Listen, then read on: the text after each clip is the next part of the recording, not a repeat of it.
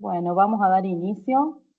Tuvimos estos 5 minutitos para ir admitiendo participantes. Así que, bueno, largamos con el webinar. Bueno, en principio, buenas tardes. Les doy la bienvenida a este encuentro. Soy Luciana Repiso, directora de la Maestría en Nuevo Urbanismo y Gobernanza de la Ciudad, de la Universidad Blas Pascal.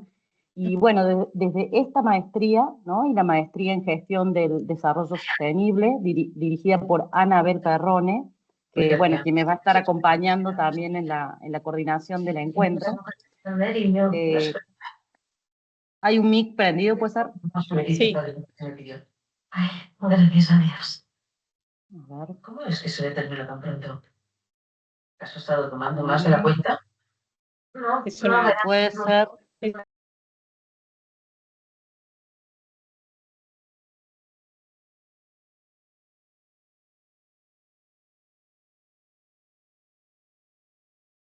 Luciana. Luciana. Luciana. Estás muteada, Lu. Sí. Estás muteada. Bien. Bueno, perfecto. ¿Ahora me escuchan? Sí, sí. Bien. Bueno, Anabel, quien dirige la Maestría en Gestión del Desarrollo Sostenible, me va a estar acompañando en la coordinación del encuentro y acompañada por la Secretaría de Posgrado. Hemos generado este espacio de debate, bueno, para poder abordar, ¿no?, los desafíos actuales y futuros de las ciudades que constantemente nos interpelan. Concentrándonos un poco en el propósito, ¿no?, del encuentro, vemos que las ciudades cada vez más enfrentan desafíos complejos, sistémicos, donde no solo es comprender, digamos, los elementos y los componentes, sino más bien las dinámicas, los fenómenos, las interrelaciones. Y bueno, un poco era crear un encuentro para poder descubrir nuevas oportunidades, también poder identificar los retos, los desafíos, y bueno, poder también tener esa mirada desde distintas disciplinas para contribuir a una transformación más sostenible, más inclusiva, bueno, más eficiente, ¿no?, de nuestras ciudades. Así que la verdad, un gusto que nos estén acompañando. Y bueno, les comento brevemente la dinámica del encuentro. Va a haber una pregunta inicial de tipo introductoria, ¿no?, para conocer un poco también el posicionamiento y la visión que tienen nuestros expositores de lujo que tenemos. Luego va a haber un segundo momento con preguntas que las hemos realizado también para disparar algunas temáticas que nos interesan, ¿no?, la opinión de nuestros disertantes. Y bueno, luego un breve momento, que según cómo nos den los tiempos, con alguna pregunta de tipo de cierre, si lo hubiera por parte del público participante. Bueno, contamos, como les digo, con una participación de dos especialistas de lujo, Álvaro García Resta y Micaela Favaro Leusi, y bueno, ellos nos van a brindar su perspectiva sobre estas cuestiones, y bueno, seguramente que va a ser muy rico su aporte y su visión. Entonces, le vamos a dar la palabra para que se presenten ellos. Álvaro. Bueno, buenas tardes. Primero, gracias por la invitación. Soy Álvaro García Resta, urbanista. Soy presidente de la Sociedad Central de Arquitectos de Argentina actualmente y fui secretario de Desarrollo Urbano de la Ciudad de Buenos Aires desde el 2019 hasta el 2024. Antes de eso fui subsecretario de Proyectos de Arquitectura en la Ciudad de Buenos Aires 2016-2019.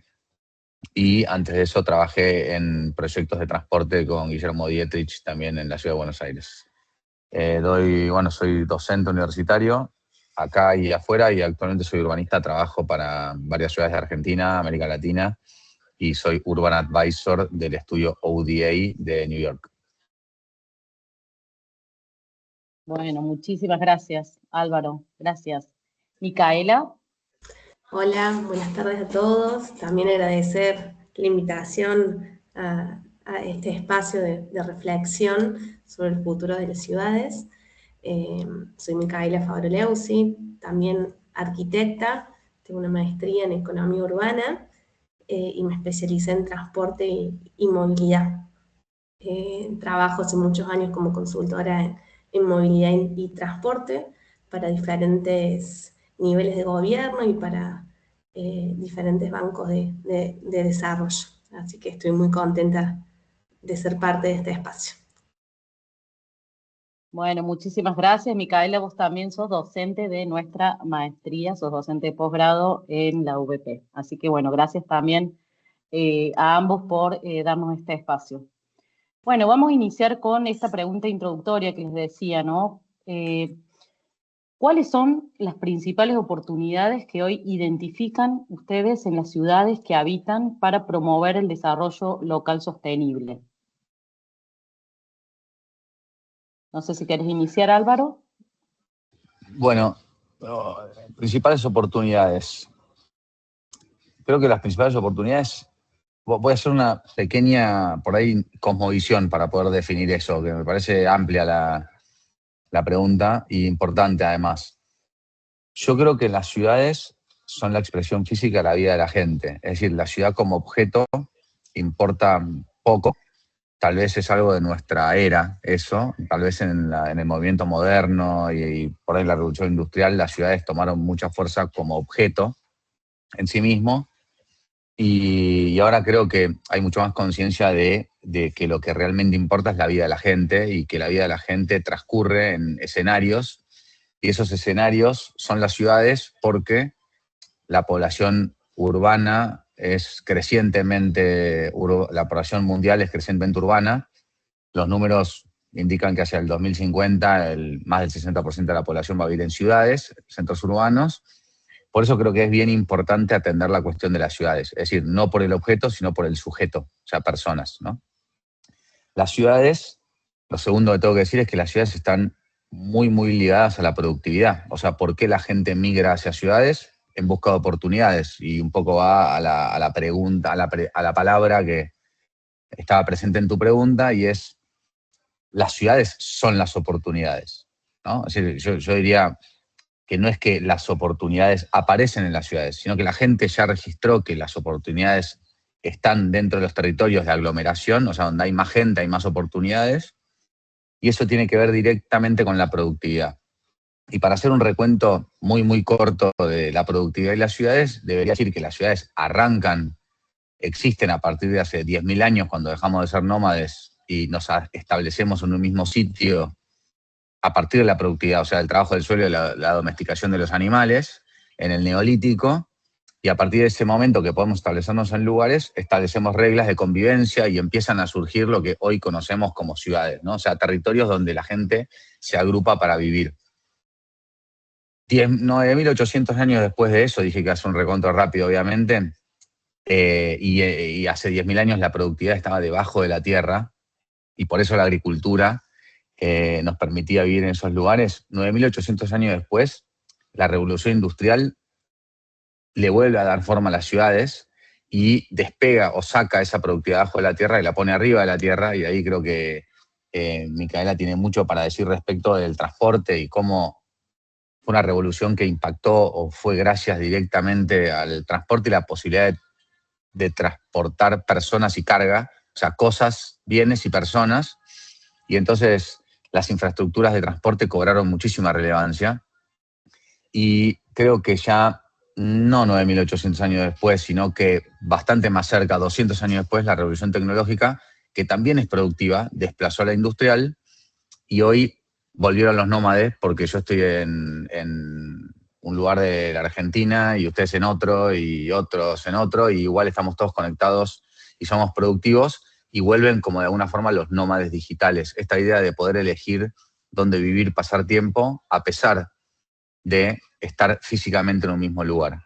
Y bueno, después quedará para alguna pregunta más adelante si la inteligencia artificial es la próxima revolución productiva o no, donde probablemente la productividad se pueda despegar de nosotros y entonces tener más tiempo libre. Y ahí una buena pregunta a las ciudades, y con esto cierro, es: la oportunidad es ser mejores para poder atraer y retener al talento, que es la gente, el capital humano, que es lo que hace a las ciudades productivas. Bárbaro, muchas gracias, clarísimo. Micaela, ¿vos querés darnos tu Sí, sí. visión? Bueno, Álvaro tocó muchos puntos súper importantes. Uno de ellos es de atraer y retener talento, que es la principal definición de la competitividad, ¿no? De la competitividad urbana, ¿no? Que es lo que hace que entre las ciudades se diferencien. Pero yendo al punto de la pregunta de cuáles son las principales oportunidades que tienen las ciudades para el desarrollo sostenible, yo creo que está bueno identificar que generalmente cuando se piensa en desarrollo local sostenible, y principalmente en las ciudades latinoamericanas, está siempre relacionado con desafíos como aislados, ¿no? Tratar de resolver cuestiones ambientales, cuestiones de energía, generación de empleo. Pero, sin embargo, yo creo que uno de los mayores desafíos está en cómo las ciudades promueven el acceso a bienes, servicios y actividades, ¿no? Que es un poco esto que comentaba Álvaro en relación a las oportunidades.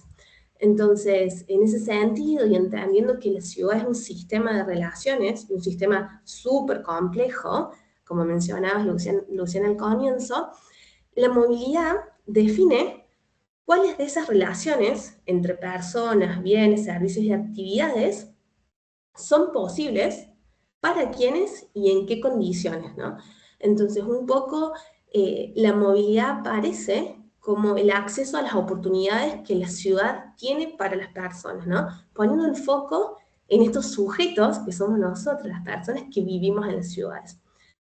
En relación al desarrollo de América Latina, que hemos sido una de las regiones más urbanizadas del mundo, pero también una de las más con más desigualdades, porque la población ha crecido, pero no así ha sido acompañada en la misma escala ni en la misma magnitud por el desarrollo, ¿no? Entonces hemos tenido ciudades con mucho crecimiento poblacional, pero que no estuvo acompañado con infraestructura, con acceso al empleo, con servicios de salud y otros servicios, ¿no?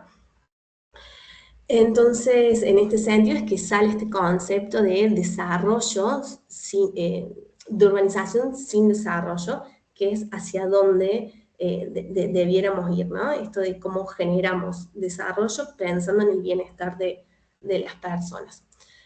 Yo creo, desde mi perspectiva, que la movilidad y la accesibilidad son herramientas estratégicas para lograrlo, ¿no?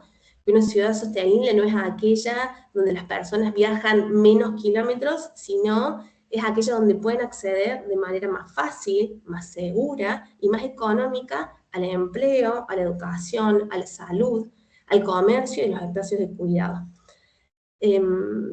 Entonces, bajo este concepto de que la movilidad es acceso a las oportunidades que brinda la ciudad, creo que hay como tres grandes oportunidades que todas las ciudades tienen. El primero es aprovechar de una manera más eficiente los activos que ya tienen las ciudades, porque hay muchas ciudades que ya tienen muchas zonas que tienen servicios, que tienen oferta laboral, que tienen un montón de oportunidades, pero quizás están venidas abajo. Y esto tiene mucho que ver con la revitalización de los centros urbanos. Entonces ahí hay un desafío, una oportunidad que está latente, ¿no? Por otro lado, otra oportunidad que tenemos, y con toda esta era de la revolución de la tecnología y de la inteligencia artificial, es utilizar datos e información para tomar decisiones con un grado de certeza mayor, ¿no? Esto de pasar de la percepción al dato para poder tomar decisiones, pero luego después poder medir, bueno, cómo estaba, hice esto, y poder evaluar el impacto de esa estrategia, de esa política. Y en un último punto, otra oportunidad grande que tenemos es la de poder integrar agendas que históricamente estaban como desarticuladas. Seguramente ustedes pueden ver en sus ciudades y en su entorno que tránsito, transporte, movilidad están por un lado, desarrollo urbano por el otro, desarrollo productivo y económico por el otro, la adecuación de normativas va por el otro lado. Entonces, entendiendo que la ciudad es un sistema de relaciones complejo, es necesario articular agendas para potenciar los resultados y poder ser más asertivo en las políticas públicas que se desarrollan. Y otro punto que no me gusta, que no quiero dejar pasar, es que además de integrar estas agendas, es importante que sean, que tengan una transversalidad desde la mirada de la economía del cuidado.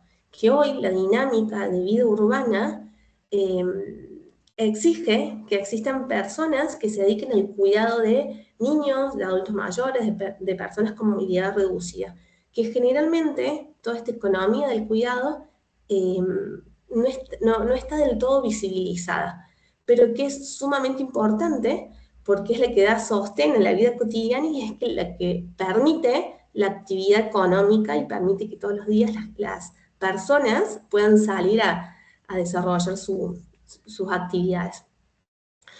Entonces, bueno, creo que el gran desafío y la gran oportunidad es pasar de gestionar problemas aislados a gestionar y a construir accesibilidad, donde se pueden acercar oportunidades a las personas y personas a las oportunidades. Bueno, Micaela, buenísimo, muy claro y ambos tocaron palabras, conceptos, cuestiones clave vinculadas a las oportunidades para la transformación de nuestra ciudad y que no simplemente se parte de contar con más o menores recursos, ¿no? Para realizar esas transformaciones, por supuesto que sí son importantes. Ahora vamos a ir a preguntas que habilitan un poco más el preguntarnos el cómo se pueden gestionar. Voy a ir con dos preguntas que están relacionadas entre sí. ¿Cómo se gestiona la tensión, ¿no? entre esta necesidad de responder las demandas actuales de la población, digamos, de la vida cotidiana, y construir una ciudad competitiva, ¿no? Capaz de atraer inversiones, talento, nuevas oportunidades, como ustedes mencionaron? Digamos, ¿dónde creen que debería ponerse hoy el énfasis? Y al mismo tiempo, estas ciudades que necesitan transformar su realidad, principalmente cuando responden mejor a la demanda existente o cuando son capaces, ¿no? de construir una oferta territorial que crea nuevas posibilidades de desarrollo. ¿Cómo ven ustedes, o sea, cómo se administra esa tensión? Principalmente estas dos preguntas dirigidas a Álvaro. Y quién impulsa y de qué manera se impulsa esta transformación y esta dualidad entre demanda y oferta. Bueno, voy primero. No quiero dejar pasar la idea de que yo creo que no hay tensión. O sea, no quiero dejar pasar la idea de que no tenemos que comprar, así como viene, la idea de que las cuestiones antagónicas son naturalmente antagónicas, ¿no? Es decir, creo que identidad y desarrollo, oportunidades, o sea, la urbanización es un proceso que lleva 10.000 años y todos los días el mundo se urbaniza un poquito más. Entonces es una fuerza que es como querer frenar el agujero del Titanic de entrada de agua con la mano. Es como, lo que sí, creo que estoy totalmente de acuerdo, es cómo se administra eso. Yo no creo que sea una tensión, yo creo que muchas veces lo asumimos como una tensión y por ende lo abordamos como una tensión y por ende creemos que una cosa es excluyente de la otra, cuando en realidad creo que lo que tenemos que hacer es administrarla y en eso estoy totalmente de acuerdo. ¿Cómo se administra? Creo que hay algo nuevo en la posibilidad de cómo encauzar o generar incentivos, o sea, comprender los sistemas de intereses y diseñar sistemas de incentivos. Es decir, cómo uno puede comprender voy a tomar tu palabra, ¿no? Esas tensiones y volverlas complemento. Cómo tomar la fuerza que en principio parecería en contra y ponerla a favor. Cómo alinear convicción y conveniencia. Y en esto de convicción y conveniencia hablo del sector público y sector privado, donde todos asumimos que el sector público hace las cosas por convicción y el sector privado por conveniencia, en el sentido de que persigue un profit o digamos, solo le importa ganar dinero. Yo creo que ni solamente el sector público hace las cosas por convicción. Todos sabemos que la política partidaria tiene un montón de cuestiones que se hacen por conveniencia, no la política pública por ahí, pero la política partidaria, y que el sector público hace un montón de cosas por convicción. Lo interesante creo que es no comprar de vuelta esa dualidad, esa tensión, sino alinearla para que si se alinean convicción y conveniencia, fantástico, porque todos adentro, ¿no? Entonces, creo que una de las cosas es que estoy totalmente de acuerdo con asumir eso y administrarlo, no estoy como a favor de tomarlo como una tensión. O sea, sí asumirlo como algo que eventualmente, o la preexistencia dice que deberían ser cuestiones opuestas, pero el desafío es que no lo sean, ¿no? Creo que la única manera de administrar eso es con previsibilidad, o sea, planificar las ciudades. Yo creo que no es una cuestión como de diseño, en el sentido de un día que dibujamos diagonales que coinciden con las plazas y entonces creemos que es una ciudad planificada, o la forma de un avión, sino que planificar es todo el tiempo. O sea, la vida de la gente cambia cada vez más rápido y por ende las ciudades deberían cambiar tan rápido como la vida de la gente, y obviamente eso en principio es imposible. No sé, de haber pasado a ustedes con la currícula y la universidad, hace algunos años decían el trabajo del futuro es la programación, y ahora decimos, pobre el que estudió programación, ahora no va a saber qué hacer. Entonces, la vida de la gente cambia rápido y cada vez más rápido, o sea, el mundo gira cada vez más rápido, y creo que las ciudades tienen que intentar, o sea, es un proxy, intentar anticiparse, no dar respuesta. Incluso yo creo que a veces cuando nos ponemos a dar respuesta puede ser tarde. O sea, cuando lleguemos a la respuesta probablemente el problema haya cambiado. ¿Se entiende lo que digo? O sea, nosotros creemos que hay no sé, creo que la pandemia lo dejó muy en evidencia, ¿no? O sea, nosotros pensamos que, o durante la pandemia, los edificios deberían tener más balcones porque todos necesitábamos estar al aire libre. Terminó la pandemia y la gente volvió a los parques. Y no quiere decir que no necesitemos más balcones, pero el problema cambió. Es otro, no es lo mismo que solo puedas estar en un balcón, que puedas estar en un balcón y en un parque, ¿no? Entonces, la demanda probablemente va a ser otra y volverán las bicicletas en los balcones en la ciudad de Buenos Aires. Y entonces digo, yo creo que nosotros tenemos que estar todo el tiempo pensando, planificando, o sea, pensando futuro. Y el futuro no es un futuro necesariamente a largo plazo. Creo que, de hecho, el ejercicio que tenemos que hacer es entender que el futuro también es a corto plazo, ¿no? Porque, insisto, pensar muy a largo plazo es, la verdad que es bastante, la posibilidad de acertar es bastante remota, por todo esto que digo, ¿no? O sea, porque nadie puede predecir, sobre todo en este mundo girando tan rápido, lo que vaya a pasar, pero sí podemos aproximarnos a una solución. Y creo que en eso, le vuelvo a dar el pie a Mica si tiene algo para complementar de esto, que es que creo que en la movilidad lo hemos visto mucho, ¿no? Como esto de que tipo, che, hay que hacer una línea de tren que, no sé, o de subte que una este punto con este punto, de golpe las centralidades o la proximidad pasan a ser como el paradigma de la ciudad de 15 minutos y de golpe sí, pero conectadas las centralidades entre sí. Entonces, vamos atrás, obviamente hay infraestructura que no se discute, pero sí se puede, o sea, nunca sobra, pero sí se puede volver ineficiente y que uno tenga que priorizar a la hora de usar el gasto público y decir, y la verdad, es más conveniente tener soluciones de corto que tal vez invertir en algo estructural de largo, o sea, salvo que obviamente hay cosas estructurales que siempre van a estar bien. Entonces, creo que ahí hay un desafío grande, que administrar es complejo, porque uno administra un clima de época, una situación, en el caso de la Argentina además, estos tipos de proyectos o transformaciones tienen más de un ciclo político, más de un ciclo económico, cambios culturales, es un mundo que, insisto, gira muy rápido. Entonces, tenemos que estar como muy preparados. Para mí es alto rendimiento, el urbanismo es alto rendimiento y es una ciencia. No es intuitivo, yo coincido con Mica, no es intuitivo, es cada vez involucra más saberes. Tenés que dominar cuestiones económicas, culturales, sociales, de ingeniería, de arquitectura, no es solo de los arquitectos. Así que creo que la verdad que está buenísimo tener estos espacios de capacitación, porque creo que además la capacitación es algo constante. No es algo que uno, como antes, por ahí adquiera en la carrera de grado y listo. Como con ese título ya podés, un poco por lo mismo, ¿no? Pues gira tan rápido que nuestro conocimiento se queda obsoleto muy rápido también, como las infraestructuras. Bueno, yo ahí me gustaría hacer un comentario en función de esto que comenta Álvaro, que en términos de movilidad, hoy cuando se planifica el transporte y la movilidad hay un concepto que está súper latente, que es la movilidad de demanda, ¿no? Que tiene que ver principalmente con estas dinámicas de cambio que van mucho más rápido de lo que la infraestructura puede ir, ¿no? Porque imaginemos que planificar y realizar una obra de infraestructura, una autopista, un subte o una vía del tren, lleva un montón de tiempo para poder verlo en el territorio, ¿no?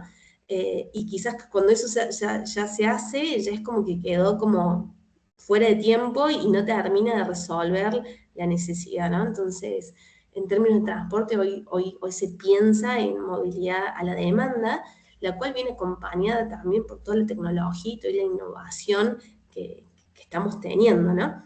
Entonces, esto de que el urbanismo sí o sí tiene que tener diferentes disciplinas aportando, me parece que es un concepto que ha evolucionado en las últimas décadas, donde el urbanismo pasó de ser quizás una cuestión como formal y como más utópica, a entender que tiene que ver con el modelo de desarrollo, ¿no? Entonces, en cómo se planifican las ciudades va a estar 100% relacionado con la competitividad de esas ciudades. Hace un tiempo, acá en la ciudad de Córdoba, me tocó llevar adelante un proyecto donde se analizaba la normativa de planificación urbana de la ciudad con la matriz productiva de la ciudad. Y lo primero que se vio era que la matriz productiva tenía un modelo totalmente distinto al de la de planificación de la ciudad. Entonces lo que se planificaba en la ciudad no le daba soporte a la matriz productiva, con lo cual eso generaba una falta de alineación entre políticas públicas, lo cual después termina siendo grave porque la industria se localiza en un lado, las personas se localizan en otro y el transporte público va hacia el otro lado.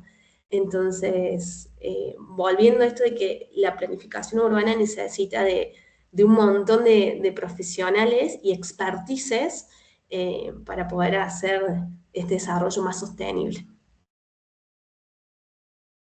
Muchas gracias. Ahí vamos rotando de oradores para continuar con las preguntas, pero siguiendo la misma línea de lo que comentaban recién, me genera una pregunta lo que estaban comentando con tanto la anticipación, la previsión, las prioridades que en los países, en cada país se le da distintos momentos, como hablábamos de una gestión, dos gestiones, como se habla de Neuquén, de la infraestructura, de qué se prioriza, y uniéndolo con las tendencias, me gustaría entender cómo visualizan ustedes el que a veces de otras ciudades importamos o están disponibles desde movilidad eléctrica, digitalización, y cuando lo cruzamos con lo que tenemos, lo que le toca a cada uno pensar de su ciudad y de su espacio, cómo hacen en esta ciencia que decía Álvaro, cómo es ese trabajo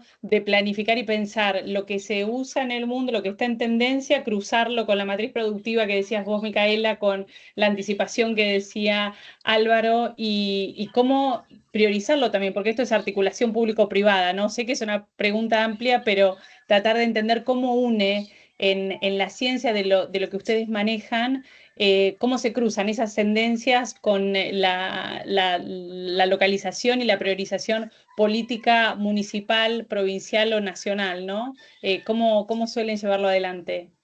Si tienen algún caso práctico, algún ejemplo que les haya pasado, también serviría. Sí, obvio, mira, yo quiero llevar tranquilidad, ¿no? Como es una pregunta tan amplia que digo, pará. Muy bien. Claro, ¿qué quiero decir? La ciudad, no es un caos, ¿no? O sea, la ciudad es un sistema de sistemas. Las ciudades son un sistema de sistemas que es como un milagro también, ¿no? Como organizado, que funciona. Todas las mañanas nos levantamos, salimos y los sistemas fluyen con sus interrupciones, con sus cuestiones. Y yo siempre como refugio casi psicológico, ¿no? Digo, las ciudades tienen la misión de ser todos los días un poquito mejores, poniéndole el foco a que ser mejores significa que la gente tenga una mejor experiencia en la ciudad. O sea, para mí hoy la ciudad se remite a la experiencia. O sea, respecto a la movilidad eléctrica y todo, digo, la movilidad eléctrica le da una... O sea, no hay más una mirada para mí eficientista del objeto. No es como que, no, si circula más rápido no se mide en flujo, no, se mide en experiencia. ¿Qué te quiero decir? Si yo me tomo un colectivo eléctrico para ir al trabajo hoy y tardo 1 hora en vez de 45 en uno ruidoso, yo priorizo la experiencia, ¿no? Aprovecho, si me dejan, para pasar un chivo. Ahora el 1 de julio sale mi primer libro, se llama Ciudades Azules, y básicamente habla de ciudades y neurodivergencia. Yo tengo un hijo con autismo de 9 años, Manolo, y lo que investigo a partir de mi expertise como urbanista y mi experiencia como padre es que él no necesita una ciudad más, más eficiente. No necesita llegar más rápido a los lugares, no necesita ser más productivo, necesita vivir mejor. Y no es solo por Manolo, ¿no?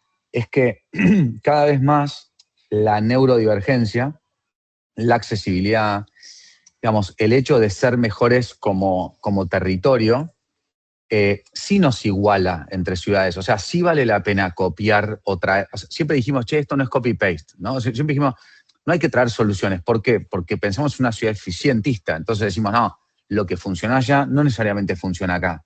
Porque el funcionalismo de la ciudad, o sea, el foco estaba puesto en el funcionalismo, en que la ciudad sea funcional a las personas. Hoy, yo un poco parafraseando, no, digamos, repitiendo la frase de Jaime Lerner de la ciudad no es el problema, la ciudad es la solución, lo que digo es, focalicémonos en hacer mejores experiencias en los territorios en los que trabajamos y habitamos. Si hacemos eso mejor todos los días, estamos logrando el objetivo, que es vivir mejor. ¿Por qué? Porque hoy ser más productivo, como dije antes con este recuento histórico de la productividad de la ciudad, no necesariamente está anclado a moverse más rápido al trabajo, no necesariamente está anclado a, sino, si yo tengo un lugar en el que me siento cómodo, puedo estar concentrado, sin interrupciones, sin ruidos molestos, sin interferencias, porque cuando hablo de neurodivergencia, hablo de Manolo, de mi hijo de 9 años, porque tiene un diagnóstico, pero también soy yo distraído con 200.000 estímulos que pasan a mi alrededor, lo que no me hace ser productivo, ¿no? O sea, y yo creo que, por eso digo, quiero llevar tranquilidad en el sentido de que a veces volver a nosotros es la casa, es el refugio, es como, si vos estás mejor acá, entonces lo estás haciendo bien. Si nosotros sentimos que podemos impactar, que una infraestructura obsoleta en una ciudad hoy genera algo malo, genera externalidades negativas, inseguridad, no sé, poca productividad, uno lo puede medir, como dijo Mica, se puede medir y se puede proyectar, lo podemos medir desde 1000 lugares.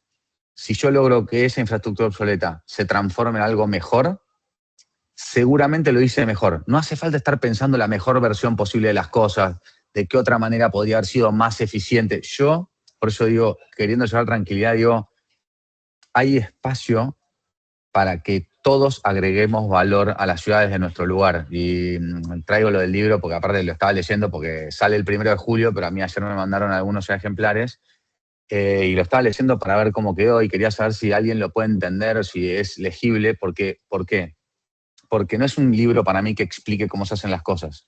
Es un aporte a la agenda, como de, che, todos construimos la ciudad. Por supuesto, los urbanistas tenemos un rol, a veces con los policy makers, más como lo estrictamente, digamos, como limitado a la cosa de la ciudad, pero todos nosotros hacemos que la experiencia del otro sea mejor en la ciudad, porque la ciudad, siempre decimos, es una construcción colectiva, decimos, es un organismo vivo, y para que esas frases no queden en declamaciones, sino que esas frases pasen a la acción, es como, bueno, ok, ¿qué significa que es un organismo vivo? Bueno, significa que las personas que tienen vida le dan vida a la ciudad, que el objeto inerte, piedra, ladrillo apilado, no tiene ningún sentido sin nosotros adentro. Obviamente, si nosotros somos malos adentro, la experiencia de la ciudad es mala, por más que sea bella y que los colectivos pasen rápido, digamos. Entonces, creo que hay un compromiso de construir ciudad y ciudadanía desde el rol que cada uno de nosotros ocupa. En eso de que el caos que pareciera la multidisciplina, la cantidad digamos, de ciclos políticos, económicos, hoy para mí es re pertinente entender y explorar experiencias de otras ciudades y cómo resolvieron las cosas. mucho más que antes. Porque antes, ¿qué pasaba? Yo quería copiar un sistema, quería traer el Metrobús, digamos, lo que quería traer el BRT, lo quería traer a Buenos Aires. Y entonces, no yo, ¿no? Las ciudades, y es algo que aparte probó su éxito, es un ejemplo. Digo, entonces decíamos, no, acá no va a funcionar igual, acá hay que adaptarlo a tal cosa. Hoy, más centrado en las personas, digo, por supuesto que si hay una política pública en una ciudad que hizo que la gente viva mejor, voy a tratar de traerlo, porque es fácilmente aplicable, porque a veces tiene que ver con una regla de convivencia o a veces tiene que ver con, qué sé yo, que un espacio público tenga un carácter o no lo tenga, ¿no? Que alguien vea un lugar y entienda para qué sirve y no pasar caminando porque no sabías que eso era un parque. Entonces, creo que hay mucho hoy de la experiencia, de lo cognitivo, de tratar de ponerse en el lugar. Para eso hace falta, obviamente, empatía, ponerse en el lugar del otro y un montón de recursos que no necesariamente adquirimos como desarrolladores urbanos, ¿no? Como urbanistas, sino que hay que complementarlo con antropología, con psicología, con un montón de cuestiones más blandas, porque digo más blandas, ciencias blandas, pero en realidad duras, porque siempre digo que estamos acostumbrados a escuchar que lo hard es el hormigón y los caños y lo soft es la gente, y en mi experiencia es exactamente al revés. O sea, los caños no se agrupan, no se agremian, no hacen piquete, no nada, uno los mueve con grúa y listo. En cambio, la gente hoy tiene una participación, está recontra empoderada, para mí es muy bueno que eso sea así, porque finalmente trabajamos para hacer ciudades para ellos. Entonces, si ellos no nos dijeran lo que quieren, entonces nosotros no podríamos ser mejores.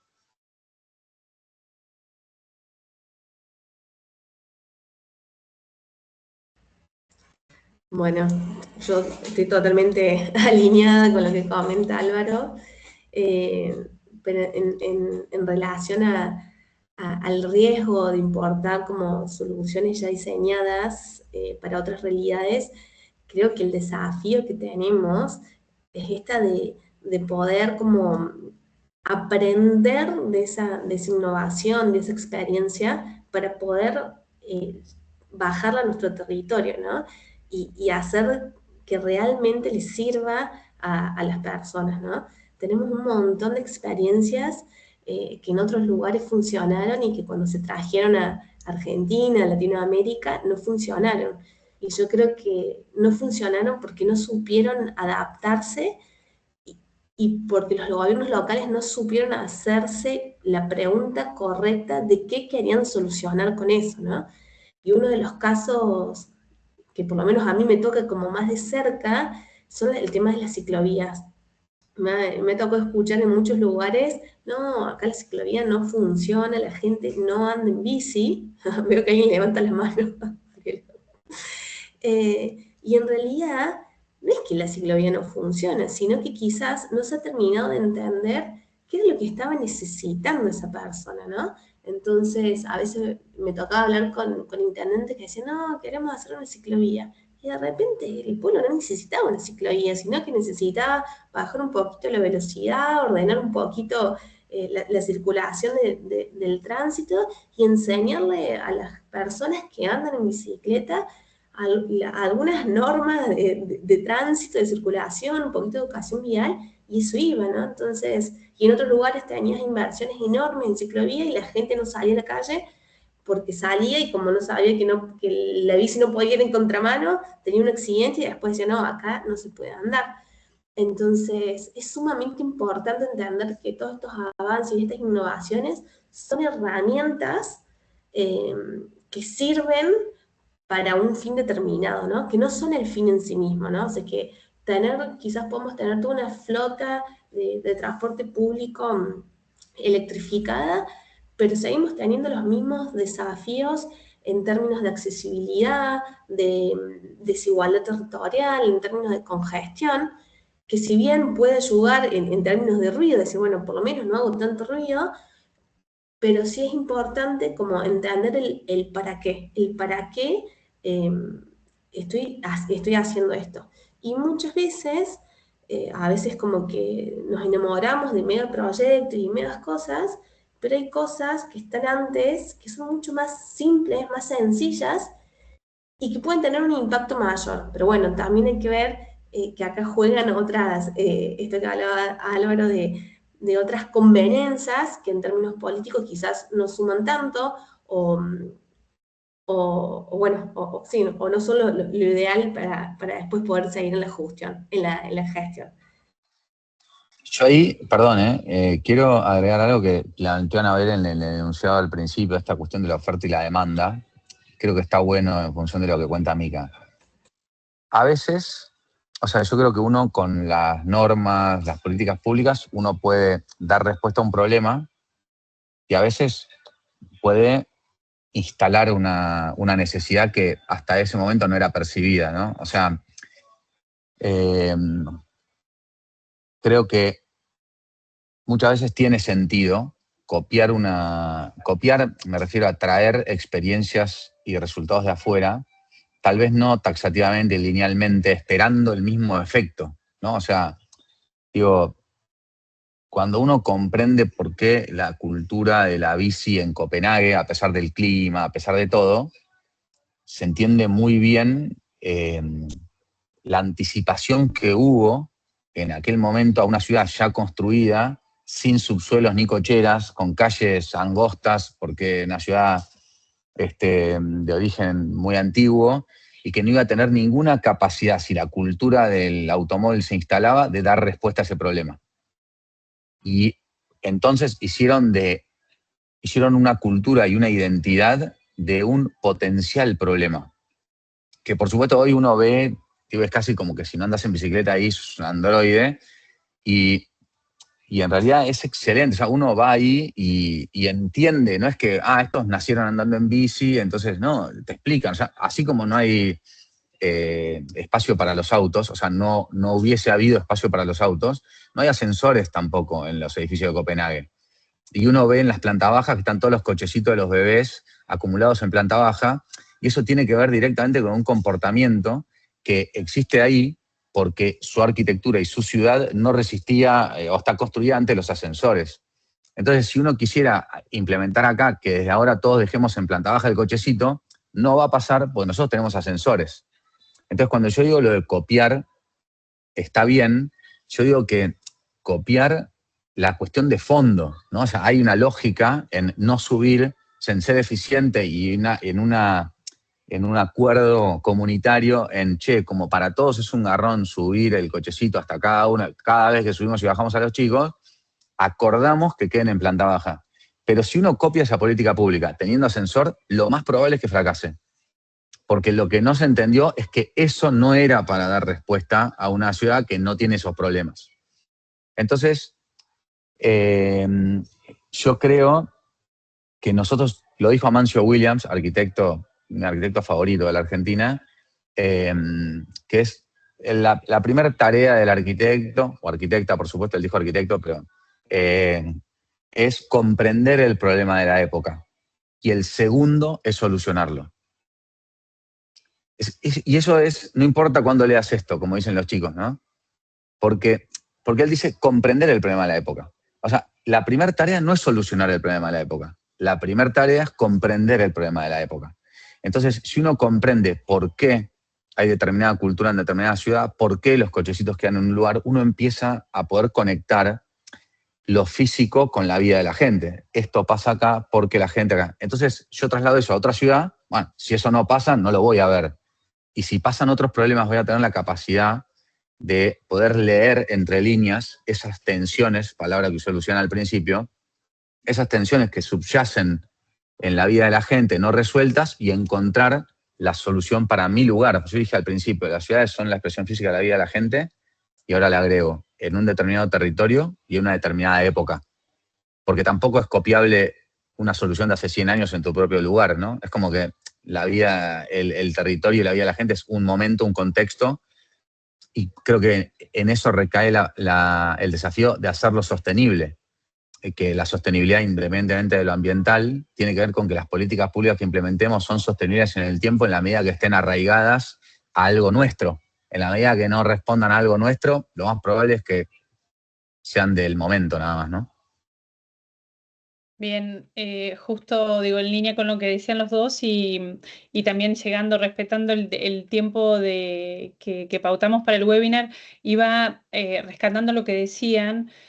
Nosotros teníamos para el cierre una pregunta relacionada con por qué en algunas ciudades sí se logra la transformación, algunas tiene que ver con que diseñan las ciudades de cero o en otras, como comentabas recién, adaptan, ¿no?, algo a una ciudad que no es lo mismo armarlo de cero que tener que adaptar algo que ya está pautado, ¿no? Y entiendo que por lo que decían los dos, comprender, ¿no?, lo que sucede en el lugar es parte de estos factores de éxito de transformación. La adaptabilidad es otra. ¿Y qué otros se les ocurren también para que todos nos llevemos tener estas características en cuenta, que quizás cosas que funcionaron en Medellín, en Curitiba, en estas ciudades que pudieron tener algún espacio, y en casos de éxitos o donde la transformación se logró y que quizás no es solo esto de adaptabilidad y comprender, sino que tiene que ver con hacer una buena vinculación público-privada o buscar buenos financiamientos, o sea, lo que crean que son esos 2 o 3 aspectos relevantes que nosotros nos quedemos en mente para reflexionar, para otro, seguramente poder invitarlos en un segundo encuentro, en una bajada o en un tema que todos aprovechemos y querramos tratar. ¿Qué se les ocurre para comentar esto? Cuando el éxito se logra, la transformación se logra, además de lo que dijeron, 3, 4 conceptos que quieran sumar. Bueno, yo creo que en esto de que las ciudades que logran transformar su realidad eh, tiene que ver con poder separarse de la gestión de urgencias, ¿no? Que muchas veces las ciudades terminan como apagando incendios y eso los aleja de lo importante y terminan acudiendo a lo urgente. Entonces es un mega desafío, pero es importante poder como hacerlo para poder tener como una proyección a futuro.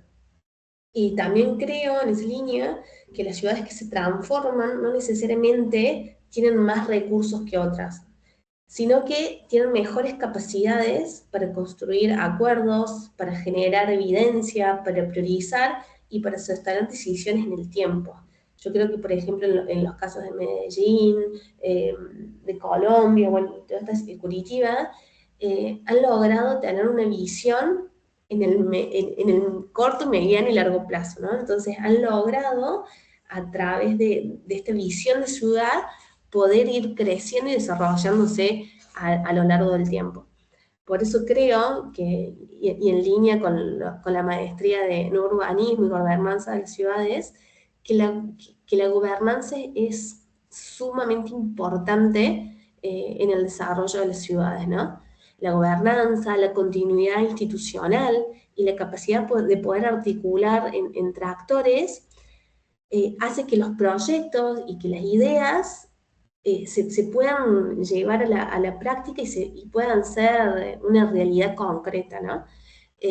Muchas veces nos quedamos quizás en lo técnico, en definiciones técnicas de cómo se va a armar determinado proyecto, pero hay una parte que pesa un montón, que es cómo se lleva a la práctica y cómo se generan acuerdos y relaciones para que esto pueda trascender ciclos políticos, para que pueda trascender ciclos económicos con toda la macro que tenemos en nuestro país. Entonces, bueno, yo creo que va por ahí, por una visión sostenida a largo plazo. Sí, bueno, yo suscribo a todo lo que dijo Mica y creo que los casos que nombraste de Curitiba, Medellín, son casos bien,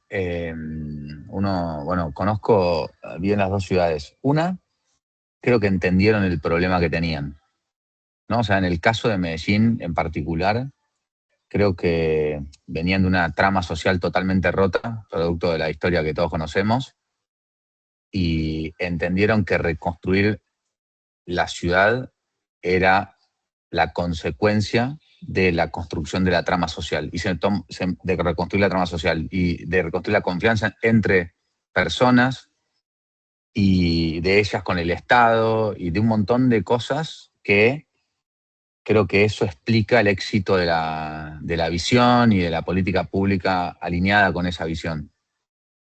Creo que Sergio Fajardo fue, para mí, es bien importante decir, Sergio Fajardo es de profesión matemático, o sea, de formación matemático, su padre es arquitecto, y él siempre dice, yo tuve la oportunidad de almorzar con él y hablar mucho de Medellín, que encontró en la arquitectura un aliado.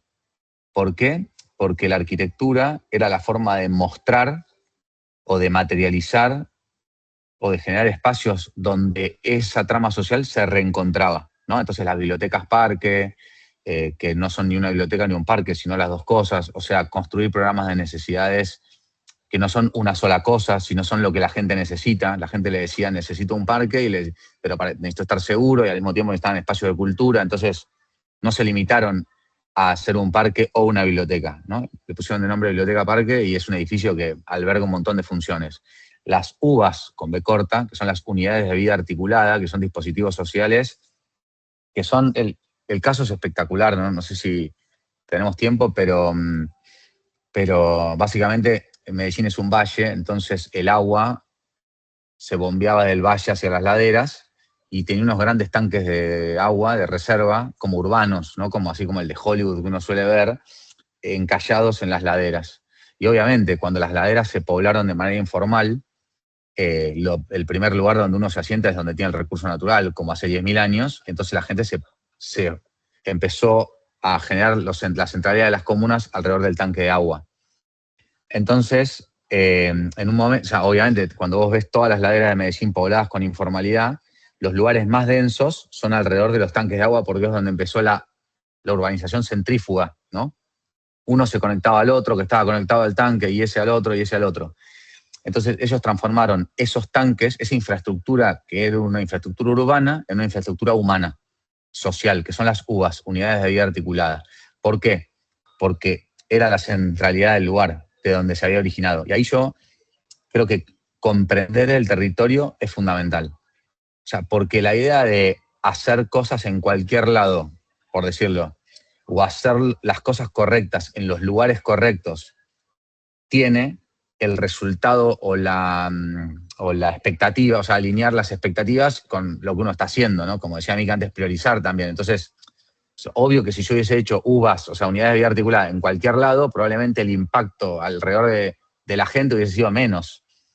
Y yo creo que eso de comprender el territorio es muy importante y que haya una consecuencia con la política pública y con los planes y los proyectos y la vida de las personas, es porque las ciudades tienen 3 formas de crecer nada más. Para los costados, para arriba o para adentro. Para los costados es engordar, o sea, no es crecer. Es como si yo creciera que mi hijo está creciendo porque está más gordo. O por ahí no es lo más sano. Para arriba, no todas las ciudades pueden crecer para arriba. No siempre hay demanda por la tipología, el estilo de vida. O sea, por ahí eso le cabe a las grandes ciudades. Pero para adentro, todos podemos crecer. ¿Por qué? Porque es resignificar la infraestructura que ya tenemos. Una infraestructura ya existente que se sustituye, o sea, una infraestructura existente obsoleta para el uso de la época, que se sustituye y se renueva en algo mejor, hace a una mejor ciudad, sin incurrir en ineficiencias de crecimiento territorial o, viste que a veces hacer nuevo es más fácil que hacer bien, y eso le cabe a todos los policy makers, entonces todos hacen cosas nuevas lejos y ninguno atiende digamos, la cuestión como lo necesario. Entonces, nada, para mí comprender el territorio es bien importante, la articulación público-privada creo que es bien importante, para mí es una definición que el Estado está para generar condiciones para la transformación. Y que para mejorar la vida de la gente y para que el sector privado invierta capital privado sin perder de vista el beneficio público. Me decís, ¿es fácil? Y la verdad que no, pero hay que crear instrumentos, herramientas, y lo más importante, y con esto cierro, para mí, es la capacidad de innovar. Que es todo el tiempo hay problemas nuevos.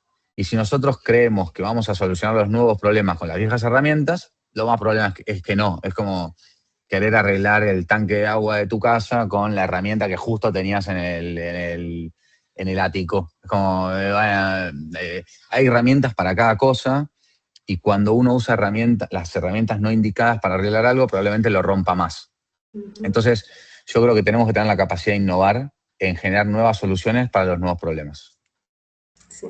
Y la creatividad es fundamental en este sentido, donde la 100%. tecnología avanza descontroladamente. La creatividad y generar, digamos, y tomar riesgo no es algo que intuitivamente la gente quiera hacer.